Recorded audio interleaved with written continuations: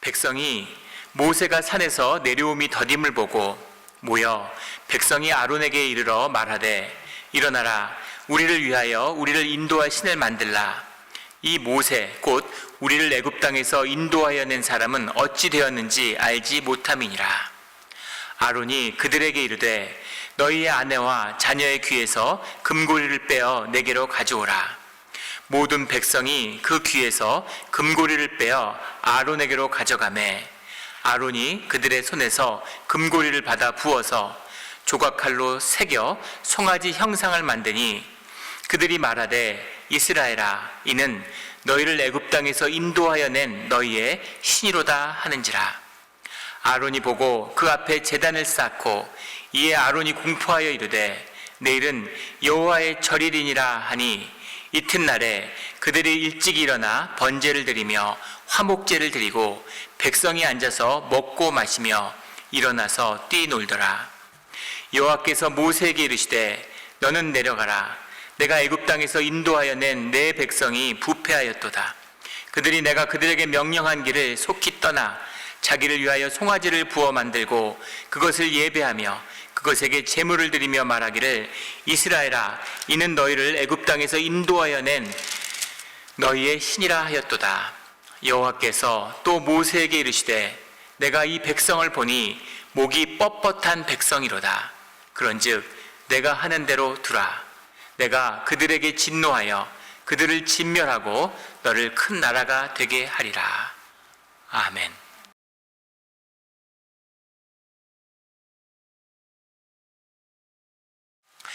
우리의 신앙의 길은 주님과 만나고 주님의 길을 따라가는 것입니다. 그런데 주님과 함께하며 주님을 따라간다는 것이 무엇일까 하는 것이 우리에게 늘 큰 도전이 되죠. 주님과 함께한다는 것은 무엇일까요? 주님을 도전한다는, 주님과 함께하고 주님의 길을 간다는 것은 무엇입니까? 또 주님이 우리와 함께해 주신다는 주님의 말씀은 무엇일까? 이런 것이 오늘 말씀의 큰 도전이 됩니다. 오늘 말씀을 통해 그 깊은 뜻을 만나는 우리 모두가 되기를 주의 이름으로 축원합니다. 오늘 32장 1절부터의 말씀은 이렇게 시작합니다. 백성이 모세가 산에 내려옴이 더딤을 보고 모여 백성이 아론에게 이르되 일어나라 우리를 위하여 우리를 인도할 신을 만들라. 우리가 너무나 잘 알고 익숙한 본문, 금송아지의 본문이죠.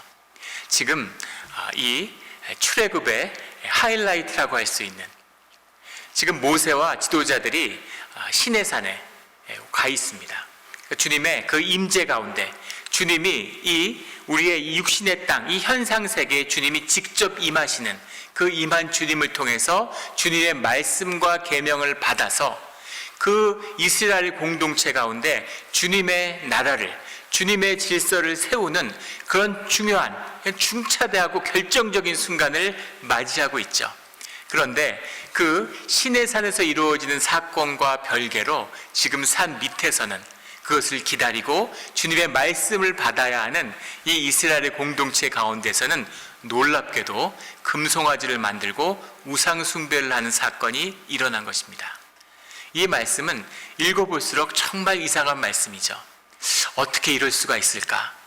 10가지 재앙을 다 경험하고 시내산을 향해서 이 홍해 바다가 갈라지는 그 이적을 경험했던, 광야의 길에서 만나를 먹었던 이 이스라엘 백성이 그토록 기대하고 이것을 위해서 목숨을 걸고 따라 나섰는데 그 중요한 순간에 어떻게 하나님을 배교하는 이런 패악을 저지를 수 있을까 하는 것이 먼저 큰 도전이 됩니다.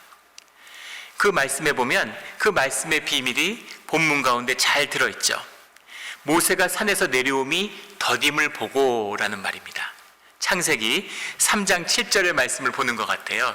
눈이 밝혀져서 선악과의 열매를 먹으니까 눈이 밝아진 것처럼 그들의 눈에는 뭐가 보였냐면 모세가 내려오지 않는 것이 보이는 거죠.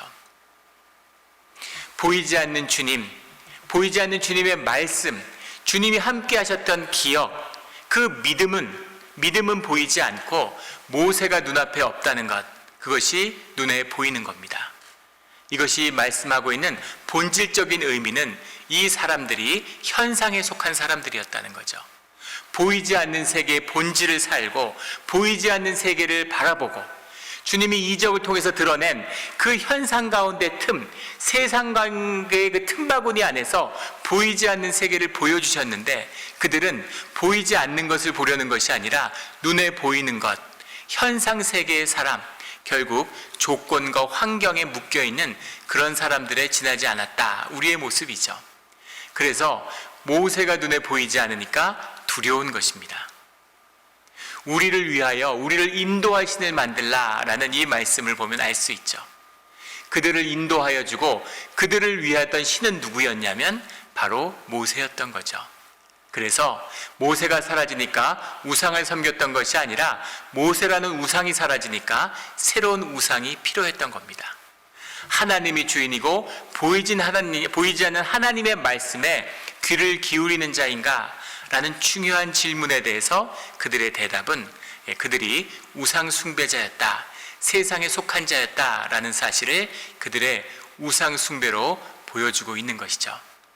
두려웠겠죠. 날짜를 정해놓고 간 것도 아니고 모세가 사라진 것 같은, 또 모세가 손을 들면 바다가 갈라지는 것을 보았으니까 모세에게 의지하고 살았는데 모세가 돌아오지 않으면 어떡하지? 하나님이 계시다는 것을 의심하지는 않았을 것입니다. 문제는 하나님이 계시지만 우리와 함께하지 않으시면 그러면 우리는 어떡하지? 하는 그런 질문에 대한 그들의 답변은 그들을 위한 그들의 신을 만드는 것이었죠. 두 번째는 자신을 위하여, 우리를 위하여 라는 말 속에 들어있는 하나님을 섬기고 하나님을 향한 것이 아니라 나를 섬기고 나를 위하는 신, 그 신이 필요한 거죠. 내가 내 삶의 주인 된 것입니다. 우리가 늘 나누고 있는 내 삶의 주인이 나인 것, 내가 나를 위하고 내가 결정하고 내가 주님 믿어드리고 내가 주님 섬겨드리고 내가 예배 드려드리고, 이것은 신앙이 아니라 종교죠. 이들은 종교에 열심히 있어요. 그래서 자신들을 위한, 우리를 위하여 우리를 인도할 신을 만들어야 되겠다라고 하는 종교가 주님을 따라다닌 그들의 열매였다라는 아픈 진실을 보게 되는 겁니다. 보이지 않는 주님의 말씀을 따라, 믿음을 따라 주님과 함께하는 우리 모두가 되기를 주의 이름으로 축원합니다. 그런데 오늘 눈여겨보게 될 것은 그들이 중에 다는 아니었어요. 이 사건은 사실은 모든 사람은 아니고 이 우상 숭배에 참여했던 자들은 모두 죽음을 맞죠. 3천여 명에 달합니다. 200만 명이 나왔는데 3천여 명이니까 어찌 보면 극소수의 죄라고도 볼 수 있겠지만, 그렇지 않은 것은 사실은 이 예배 의식에, 이 우상 숭배 의식에 참여하던 안 하던 간에 그것을 못하게 하고 말리는 사람도 없었죠. 모든 사람 마음 가운데 이들과 통하는 부분이 있었다는 것을 보여주고 있는 겁니다. 그런데 이 사건의 중차대한 의미가 얼마나 컸냐면은 10절에 가면 주님께서 뭐라고 말씀하시냐면은 내가 하는 대로 두라, 이렇게 말씀하세요. 영어 성경에서는 Let me alone 이렇게 해석을 했어요. 관계를 끊겠다, 이런 말씀입니다. 주님과 연결되어 있는데 주님과의 관계가 끊어진다, 이런 의미죠. 내가 그들에게 진노하여 그들을 진멸하고, 이렇게 말씀하시죠. 진멸한다, 가나안 백성을 진멸하겠다고 하셨어요. 그런데 지금 이스라엘 백성도 진멸한다고 말씀하고 계시는 거죠. 그렇게 어렵게, 그렇게 오랜 시간 기다리셔서 그 약속을, 아브라함과 맺었던 그 약속을 지키려고 하시고 여기까지 왔는데 왜 지금 와서 진멸한다고 하실까? 주님이 거짓으로 위약을 하시는 걸까요? 주님이 위협을 하시는 걸까요? 모세를? 아닙니다. 주님이 거짓을 행할 리가 없죠. 이때 이스라엘은 진멸될 뻔한 거예요. 주님이 얼마든지 진멸하실 수 있겠죠. 그럼 주님이 왜 이스라엘을 진멸하려고 하셨을까? 그들이 가나안의 백성과 똑같이 우상 숭배를 하기 때문입니다. 가나안 백성과 진멸되는 똑같은 이유로 이스라엘도 진멸해야 되는 것이죠. 그런데 이들을 구한 것은 모세의 눈물겨운 기도였어요. 7절에 가면 내 백성이 부패하였도다. 주님이 내 백성이고 내가 인도하였다. 이렇게 말씀하셨죠. 바로 앞에서 주님이 내 백성이다 이렇게 말씀하셨는데 지금 내 백성, 너의 백성이야 이렇게 말씀하고 계세요. 11절에 가면 모세가 주의 백성입니다 이렇게 얘기하죠. 주님의 백성입니다. 아니야, 너의 백성일 따름이야. 우상을 섬기는 우상의 백성이야. 주님이 이렇게 말씀하고 계시는 거예요. 이것이 우리 안에 있는 진실이죠. 우리가 주님을 사랑하고 주님과 함께하고 싶어하는 마음이 있어요. 주님의 형상으로 만들어졌기 때문에 주님을 찾고 주님으로 채워져야만 하는, 주님의 예배자로 설 때만이 삶의 평안을 얻을 수 있는 그런 존재로 만들어졌기 때문입니다. 그런데 주님을 향한 것이 아니라 우리 안에는 거짓을 좋아하고 거짓의 육신을 입고 있고 삶의 안일함을 추구하고 이런 육적인 동물적인 것을 욕구를 충족시키고자 하는, 내가 주인 노릇하고 싶어하는, 나를 높이고 싶어하는 그런 죄악된 모습이 있다는 겁니다. 그런데 주님이 그 모든 모습이 있음에도 불구하고 우리를 용서하고 인도해 주셨는데 왜 이 순간에 이 백성들을 진멸하려고 했을까라는 점입니다. 그 비밀은 6절에 나오죠. 6절에 보면 이튿날에 그들이 일찍 일어나 번제를 드리며 화목제를 드리고, 주님이 안 계세요. 주님하고 화목제를 드려서 주님과의 죄사함을 받아서 주님과의 관계를 화복하고 그것을 기뻐하며 주님 안에서 공동체가 하나 되는 기쁨을 누리는 게 화목제죠. 오늘날 우리가 나누는 애찬의 표상입니다. 주님께 예배를 드렸기 때문에 주님의 용서하심을 받고 죄사함을 받은 우리들이 그 주님의 자녀된 기쁨의 하나됨을 누리는 그 잔치가 애찬이죠. 그래서 애찬도 예배의 연장이고 그 주님이 주시는 기쁨을, 예배의 기쁨을 나누는 자리가 애찬입니다. 그런데 이들이 주님이 안 계시고 주님이 받지 않았을 뿐만 아니라 황금 송아지를 만들어서 바알을 숭배했는데, 그리고는 여호와께 섬기는 것처럼 화목제를 드렸다라는 겁니다.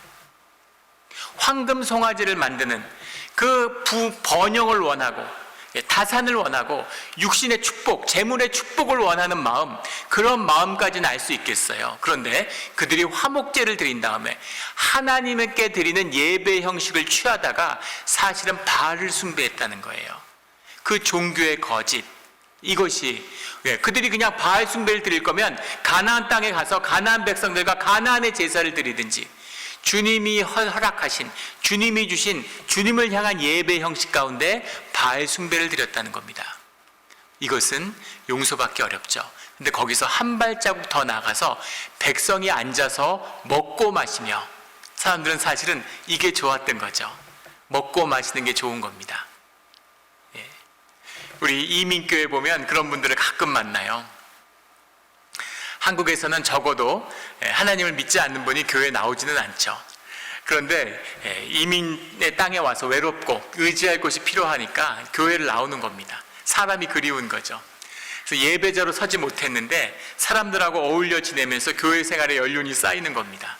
그래서 영적 질서가 어려워지고 이민교회가 겪는 깊은 아픔 가운데 그런 것이 있죠.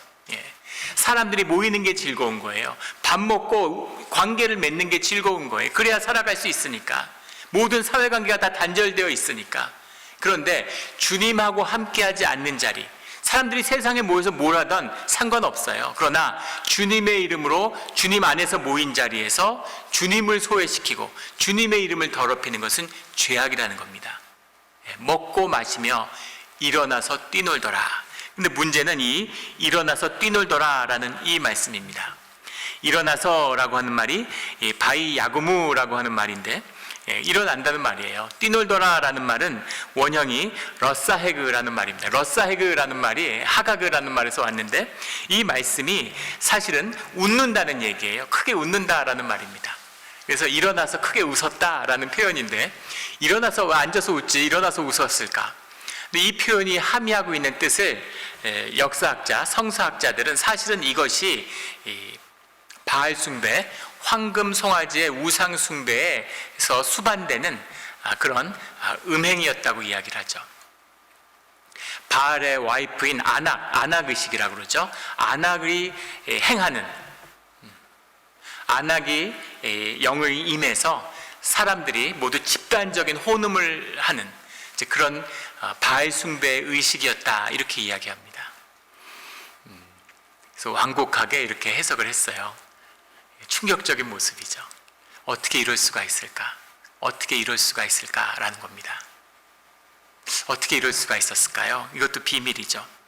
이 와중에서 가장 의문이 가는, 피할 수 없는 의문의 주인공은 아론이에요. 백성은 그렇다 치고 아론은 도대체 뭘까? 지금 모든 이 예배의 중심과 지도자로서의 위치와 모든 것을 모세로부터 위임받아 있는 위치입니다.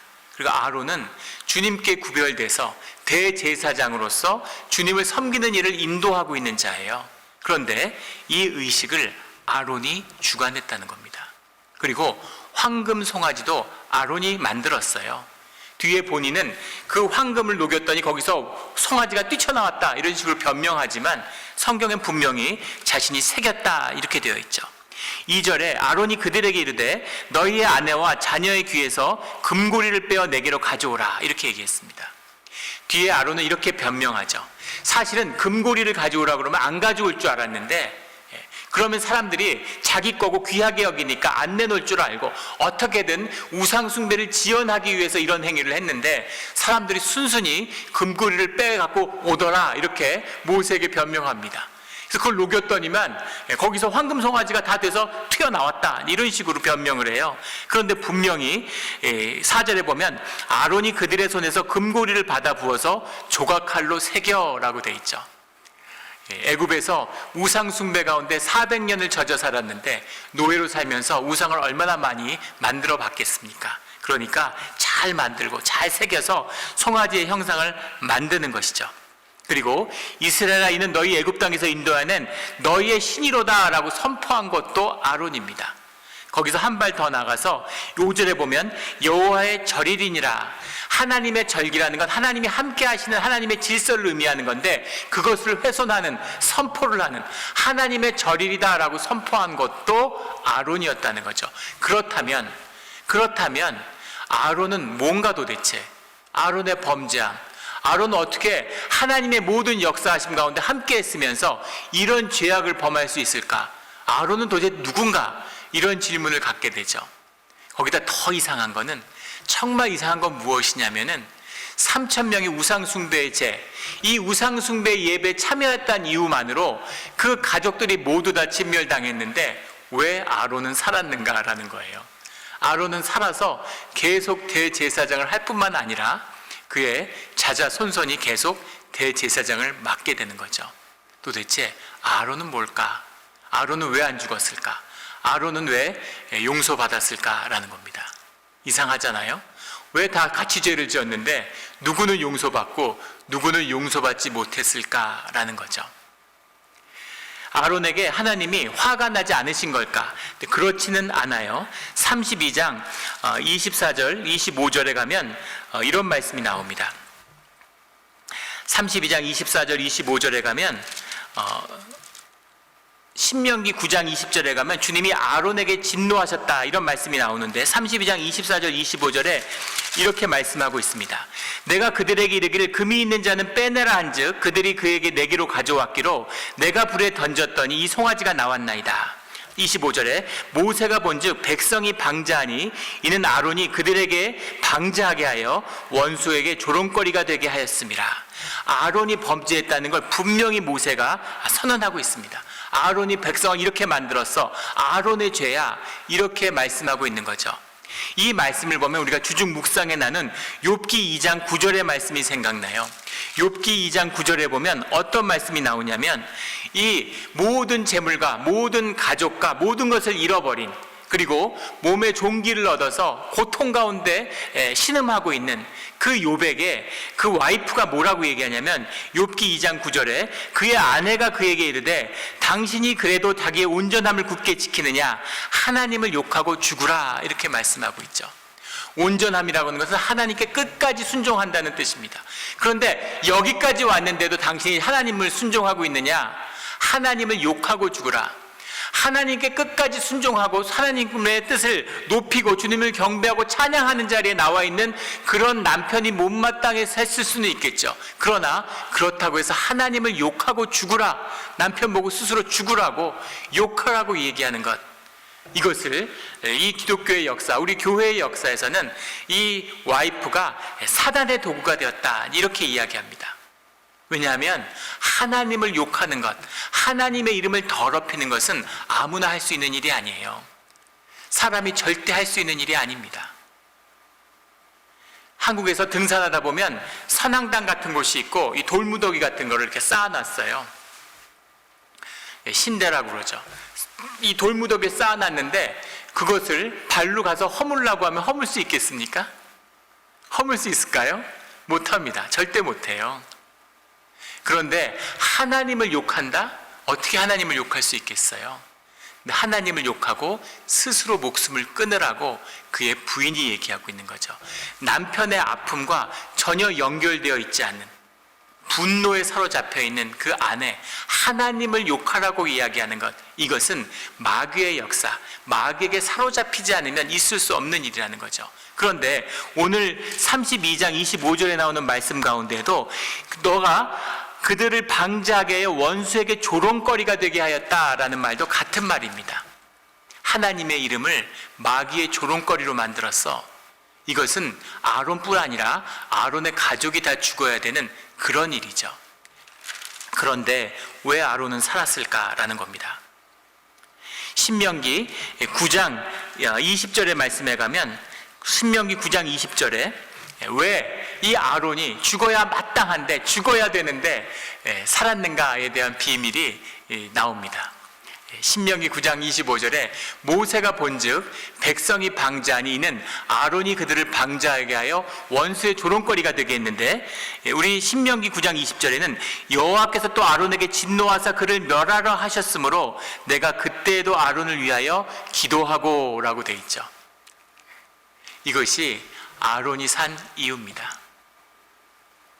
아론이 산 이유예요. 받아들여지십니까? 아론은 죽어야 돼요. 하나님도 아론의 죄를 보고 아론을 죽이려고 하셨다고, 분명히 멸하려 하셨다고 말씀하고 계시죠. 그런데 아론이 죽지 않은 것은 모세가 그를 위해 기도했기 때문입니다. 그리고 이 이스라엘 민족도 똑같이 진멸하고 죽어야 됐죠. 다 멸해야 됐는데 그들이 죽지 않고 산 것도 32장 오늘 11절부터 이어지는 간곡한 모세의 중보의 기도가 있었기 때문입니다. 살려달라고 하는, 용서해달라고 하는 그 모세의 기도를 주님이 들으시고 주님의 뜻을 돌이켰다라는 말씀이 나오죠. 아, 주님의 뜻을 돌이키시는구나. 우리가 기도하면 주님이 주님의 뜻을 돌이키실 수 있는 분이시구나, 주님은 그렇게 자유하신 분이구나 하는 것을 만나게 되죠. 주님이 우리의 죄를 용서해 주시는 은혜의 하나님이다라는 것을 만나게 되는 겁니다. 은혜예요. 주님의 알 수 없는 주님의 은혜입니다. 그런데 문제는, 그러면 죽은 3,000명은 왜 죽었는가라는 거죠. 산 사람은 기도를 받아서 살았는데 죽은 자는 왜 죽었을까라는 겁니다. 죽은 자는 왜 죽었을까? 3,000명이 죽었는데 오늘 말씀에 나오는 중요한 금고리를 내게 가져오라 라고 얘기하는 금고리를 빼어 금고리를 가져오라고 그랬는데, 우리 35장 21절 22절의 말씀에 가면 그들이 금고리를 뒤에 여호와의 성전에 궤를 만들고 여호와의 장막을 만드는데 그 금고리를 가져옵니다. 35장 22절에 가면 곧 마음에 원하는 남녀가 와서 팔찌와 귀고리와 가락지와 목걸이와 여러 가지 금품을 가져다가 사람마다 여호와께 금예물을 드렸으며 라는 거죠. 다 자원하는 심령으로 가져왔어요. 그리고 우상을 만들 때도 자원하는 심령으로 가져왔습니다. 그런데 금고리를 가져오는 이 금고리라는 것은 주님이 이들에게 선물한 선물이죠. 애굽에서 노예된 생활에 대한 보상으로 애굽에서 취한, 애굽에서 가져나온 금고리와 가락지와 목걸이고, 그것이 쓰임받는 때는 바로 주님께 금 예물을 드리는, 이것을 위해 쓰임받은 준비된 예물입니다. 이 예물을 주시고 이 예물을 주님이 받으시는데 그들이 금 예물로 황금 송아지를 만들었다는 거죠. 그리고 이들과 함께하는 이 백성을 다시 살려주기로 하신 다음에 이 백성과 함께하기로 하신 다음에 그들에게 주셨던 말씀이 33장 5절의 말씀이에요. 35장 5절의 말씀에서 너희는 장신구를 떼어내라 그리하면 내가 너희에게 어떻게 할 것인지를 정하겠노라 이렇게 말씀하고 계세요. 장신구를 떼어내라 라는 말씀이 무슨 말일까요? 너희가 진멸할 뻔했는데 너희가 이제 같이 나와 함께 살아가기 위해서는 장신구를 떼어내야 된다 이런 말씀이죠. 도대체 이 금고리가 뭔데 금고리를 내놓고 금고리 때문에 황금송아지가 나오고 주님이 금고리를 떼어내라고 말씀하실까라는 거죠. 금고리가 뭘까요? 지금 애굽에서 나왔어요. 광야를 걷고 있습니다. 광야를 걷고 애굽에서 나오고 다 같이 장막에 똑같은 장막에 살아요. 주님이 주시는 만나를 먹습니다. 그리고 대우를 짜서 가족끼리 행군하고 있어요. 이들이 주님 안에서 하나 되는 훈련을 하는 겁니다. 이들이 주님의 주신 것을 먹고 마시며 말씀으로 살아가는 훈련을 하는데 그 훈련이라는 것은 주님과 관계 맺어서 주님 안에서 모두 다가 하나 되었다는 것을 한 가족이라는 것을 훈련하고 있는 것이 광야의 훈련이고 광야의 행진이죠. 그런데 그들 가운데 무엇이 있냐면 금고리가 있는 겁니다. 금팔찌가 있는 거예요. 금고리 금팔찌를 왜 하고 다닐까요? 불편할 텐데 광야에서 걷는데 다 똑같이 생활하고 있는데 금고리와 금팔찌를 왜 하고 있었을까? 왜 하고 있었을까요? 이것이 사람들을 다른 사람들과 구별짓게 하는 도구가 바로 금고리 금팔찌인 거죠. 자랑할 게 그것밖에 없어요. 예전에 제가 군대 근무할 때 우리 연합사가 함께 있었는데 거기 미군이 같이 근무를 합니다. 근데 미군 친구가 있는데 미군 친구가 자신에게 어울리지 않는 굉장히 비싼 시계를 차고 다녀요. 그래서 왜 그렇게 월급을 모아서 그런 비싼 시계를 차느냐 이렇게 이야기했더니 그 친구 했던 말이 오래 기억에 남아요. 차를 몰고 다닐 때는 차가 내가 누구인지를 얘기해주고 차에 내렸을 때는 시계가 나를 누구인지를 얘기해주기 때문에 시계를 비싼 걸 차야 된다 이렇게 얘기하더라고요. 이게 시계가 필요 없는 세상에 다 휴대폰을 들고 있는 세상에도 비싼 시계들이 불티나게 팔려나가는 이유겠죠. 나를 드러내고 나를 다른 사람과 차별하는 것이 내 시계예요. 내 자동차예요. 내가 어떤 사람인지 누구인지 모르겠지만 적어도 다른 사람과 구별짓고 차별되게 하는 내가 너보다 낫다는 걸 자랑할 수 있는 게 내 금고리 금팔찌인 거죠. 보세요. 다 노예였습니다. 광야에 나와서 만나를 먹고 있어요. 그런데도 금고리를 달고 금팔찌를 짜고 사람들을 차별하고 차별의식을 느끼는 것, 내가 너보다 낫고 내가 너보다 위야 이렇게 보고 싶은 마음이 사람들 가운데 있다는 거죠. 그래서 너희가 금고리를 떼서 버리지 않으면 이제 너희들은 나랑 함께 가지 못한다 라고 주님이 말씀하고 있는 겁니다. 그래서 모두 금고리를 떼게 되는 거죠. 사람들이 우상을 만들고 사람들이 우상을 세운다고 하는 그 종교의 거짓 가운데 가장 인간의 악이 담겨 있어요.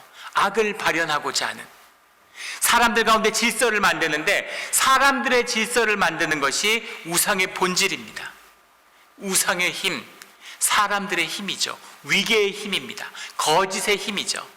그 힘을 이용해서 세상에서 높아지고 세상에서 높임받고 존경받고 힘을 행사하고자 하는 그것, 그 사람들의 욕구가 나쁘다는 뜻이 아니라 그 욕구가 주님을 거역하고 주님을 배반하고 주님과 떨어지게 하는 그 이유가 된다는 점에서 악하다는 겁니다. 그거를 끊지 않으면, 이 종교의 거짓을 끊지 않으면 주님이 결코 함께할 수 없다는 거죠. 주님이 우리가 악하다고 해서 진멸하시는 게 아니에요. 우리가 악한 걸 알아요. 악하고 죄 속에 살고 있는 걸 알고 있어요. 하지만 주님이 사랑으로 우리를 용서해 주시죠. 그러나 종교의 거짓으로 주님을 더럽히면 그런 자들은 용서받지 못한다는 겁니다. 삶이 하나 되어서 하나님께 용서를 구할 수 있는 그 하나됨이 있으면, 중보의 눈물이 있으면, 늘 아픔을 제게 돌리십시오 라고 하는 아픔이 있는 한 주님은 우리를 버리시지 않는다는 거죠. 그런데 그 단절된, 나는 너하고는 달라, 나는 너하고는 다른 사람이야 라는 그 단절이 있는 자리에서는 진멸밖에 없다는 것입니다. 이것이 오늘 주님이 황금 송아지 우상 숭배를 통해서 보여주시는, 우리에게 보여주시는 은혜와 진멸, 그리심산과 에발산의 비밀인 것이죠. 늘 주님 안에서 축복을 붙드는, 은혜를 붙드는, 진실을 붙드는 우리 모두가 되기를 주의 이름으로 축원합니다. 한 7년 전쯤 됐던 것 같아요. 7, 8년 전쯤 된 것 같습니다. 한국에서 큰 파문을 일으킨 이 교계에 큰 파문을 일으킨 책이 있었는데, 그 책의 제목은 목사의 딸이라고 하는 그런 책이에요.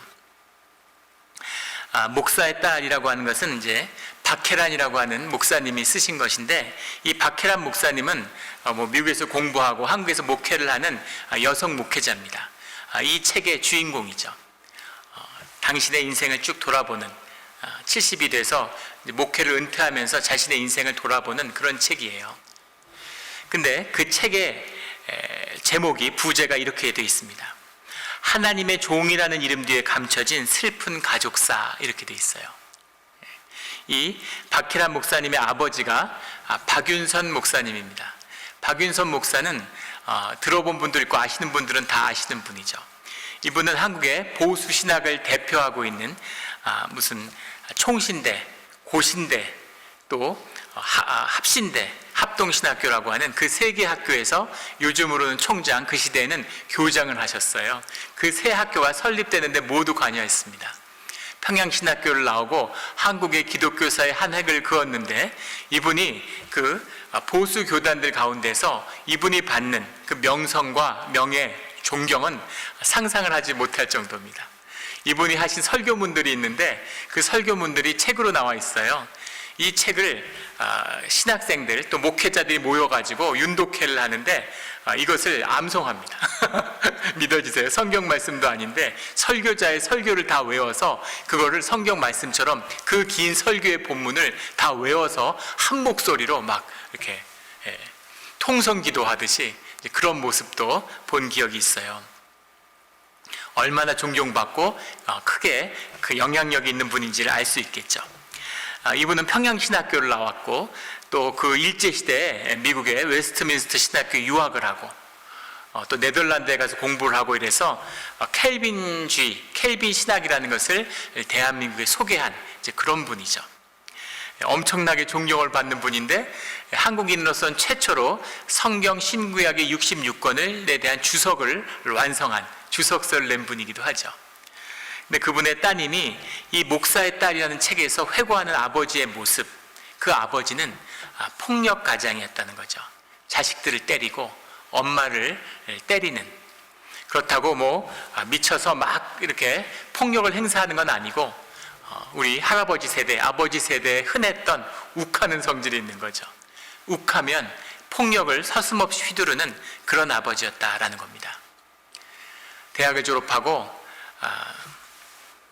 남자친구를 만나는데, 남자친구하고 언제 결혼할 거냐라고 물어봐서 결혼할 생각은 없고 그냥 친구라고 얘기하니까 결혼도 안 할 건데 남자친구라고 하면서 딸의 뺨을 때리는 그런 아버지였다는 거죠. 가부장적이고 폭력적인 아버지였다. 어머니가 돌아가시고 재혼을 했는데, 또 재혼한 그 사모를 통해서 받은 그 학대와 고통에 대한 이야기도 담겨 있습니다. 그 아버지에 대한 온갖 미담과 아름다운 얘기들이 전해져요. 그런데 이 딸이 회고하는, 기억하는 아버지의 모습은 가정을 전혀 돌보지 않는, 그래서 끊임없이 학생들과 그 손님들을 집에 데려와서 밥을 먹였는데 제대로 생활비를 갖다 주지 않아서 어머니가 말로 할 수 없는 고통 속에서 자녀들을 키우고 어렵게 보냈다는 거죠. 그런 아픔, 아버지 얘기를 썼습니다. 이 책 때문에 난리가 났어요. 그래서 이 딸을 막 공격하고, 켈빈주의자들답게 악마의 도구다, 귀한 하나님의 종을 모욕하고 교회를 어지럽히는 것이다, 이렇게 공격을 했는데, 이 따님은 이 박혜란 목사는 돌아가신 20년이 된 아버지를 모욕할 생각도 없고 아버지를 사랑하지 않는 것도 아니고, 그러나 분명한 것은 그것이 아버지의 삶의 진실한 모습이었다는 것을 이야기하고 싶었다라는 거예요. 이 진실을 받지 못하는 것, 저는 이 책을 읽고 감동을 받았는데 그 딸이 신앙인으로서 바르게 자랐구나. 아버지의 우상은 깨졌을지 몰라도, 기독교의 우상은 깨졌을지 몰라도 하나님을 진실하게 만나는 그 길을 걸었구나, 하나님과 함께하는 삶을 살았구나 하는 것을 볼 수 있었습니다. 진실을 받아들인다는 건 아프고 괴로운 일이죠. 그 아버지가 폭력을 휘두르는 사람이었고 온전하지 못한 자였다고 해서 하나님의 사람이 아니었다는 뜻입니까? 또는 하나님으로 행한 선과 가난한 고아와 길 가는 사람들을 데려다가 집에서 먹이고 재운 일이 귀하지 않은 것이었습니까? 교회에 행한 일과 평생 성경을 가르친 일이 모두 다 거짓이었습니까? 그렇지 않아요. 반대로 하나님께 쓰임을 받으면 모든 것이 정당하고 의로운 것입니까? 그렇지도 않다는 거예요. 그것은 종교가 만드는 우상이고 거짓입니다. 주님을 만나는 법은 우리가 욥기에서도 만났고 여호수아에서도 묵상을 통해 만났죠. 진실한 온전함과 진실함이에요. 자원하는 심령으로 주님 앞에 진실하게 나오는 것입니다. 죄되고 부족하고 모자른 모습이지만 주님 앞에 나와서 그것을 용납받는 모습이죠. 주님이 우리의 죄를 가지고 우리를 버리지 않으세요. 우리가 죄 지었다고 정죄하고 나무라지 않으십니다. 그러나 종교의 거짓으로 의를 쌓고 주님을 가리면 그것은 용서하지 않으신다는 거죠. 아프지만, 부끄럽지만, 수치스럽지만 진실함으로 주님 앞에 나오면 그것을 하나가 된, 그 부끄러운 진실이지만 진실이기 때문에 우리가 그 진실 가운데 하나 될 수 있는 것이죠. 아픔으로 하나 될 수 있으면 그 아픔이 있는 자리에서는, 그 진실함에 하나 된 자리에서는 우리의 죄를 용서하여 주신다는 거죠. 이것이 황금 송아지의 우상 숭배 사건을 통해서 만나게 되는 주님이 보여주시는, 주님이 함께 해주시는 주님의 진실입니다. 이 진실을 붙들고 늘 진실하게, 늘 주님의 길을 걸어가는 우리 모두가 되기를 주의 이름으로 축원합니다. 기도드리겠습니다. 하나님 아버지, 감사합니다. 저희 안에 부끄러움이 있습니다. 저희 안에 수치가 있습니다. 주님이 그것을 용납해 주시고 용서하여 주시고 보혈로 덮어주셔서 의롭다 하여 주셨는데, 우리가 너무 못나서 부끄러워서 하나님이 주신 의로 우리를 감싸서 그것으로 남을보다 우쭐하고 나를 높이는 거짓된 회칠한 무덤을 만들었습니다. 주님, 죄송합니다. 용서하여 주시옵소서. 아프지만 진실되게, 괴롭지만 바르게 주님의 길을 걷는 우리 모두가 되기를 소원합니다. 감사하며 예수 그리스도의 이름으로 기도드렸습니다. 아멘.